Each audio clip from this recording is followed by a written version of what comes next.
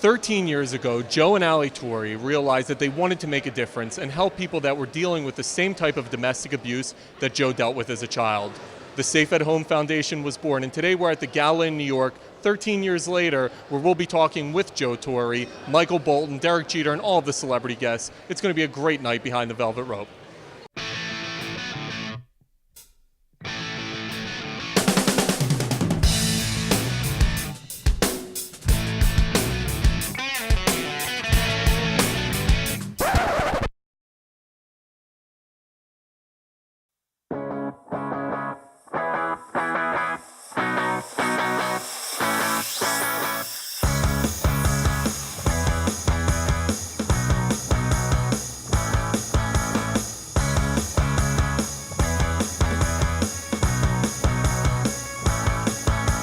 Congratulations, man. This foundation, 13 years, the work that you're doing is just incredible. Talk to me about being able to teach people about something that's really close to your own heart. Well, we want youngsters to know that there's somebody out there that cares about them. And you know, our future, whether the kids possess the same last name as we do, I think it's our responsibility to make their future bright. And well, where to, you know, because a lot of these kids have dealt with abuse in their lives, not necessarily getting abused, but the fear that's been created by the abuse that they not only, you know, witness, but it creates this fear in themselves, low self-esteem. So what we do, Arthur, is basically let them know it's not their fault.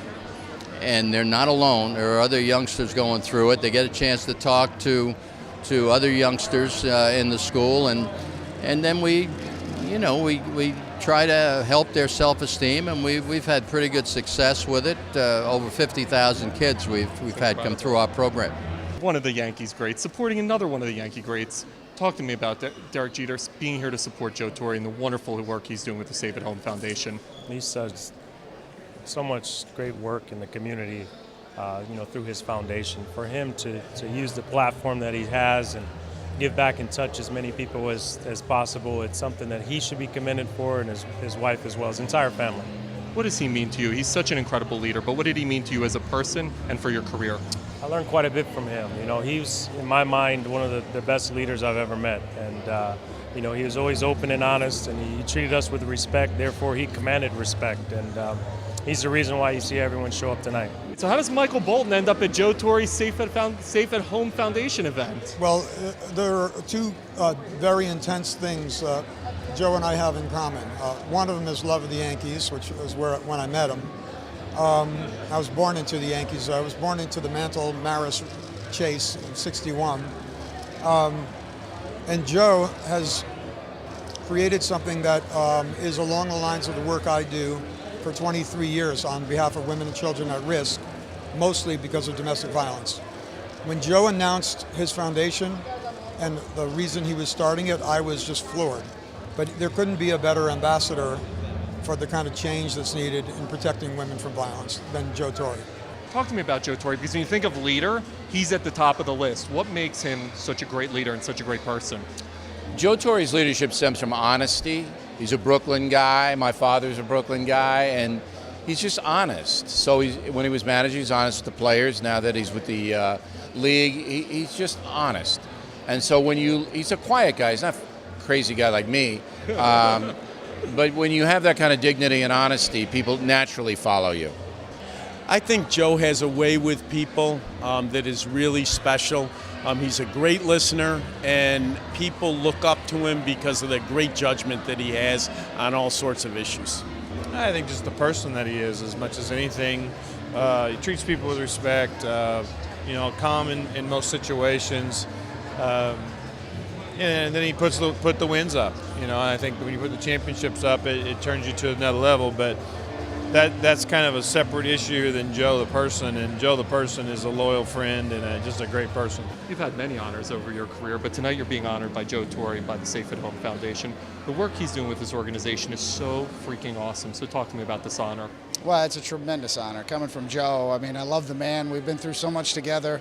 We've been up and down ticker tape parades right here on Broadway, about 4 of them over the years, so it means a lot. He's a true leader and one of the best I've ever been around, and I love that man, and I'd do anything for him.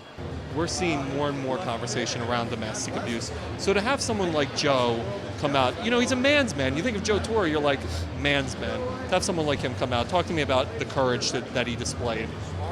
Well, we've had a couple of conversations. I never had pride into how difficult, but I know it was a very tough call. He did later in his life, because your personal life's your personal life, and this was very painful for him and his family.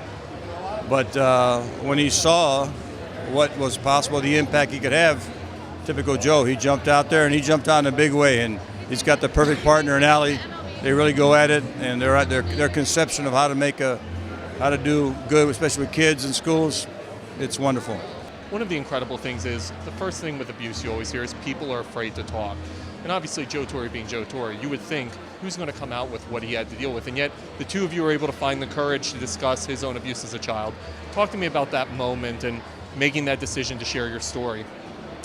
Well, the decision to share this story was a very difficult one. It's a very emotional decision to make. The courage that he had was amazing, but when you know the impact that you can have on other lives, it makes it a little bit easier and more meaningful. And in his journey that he went through, he will be the first one to tell you that just by talking about it is the beginning of the healing process.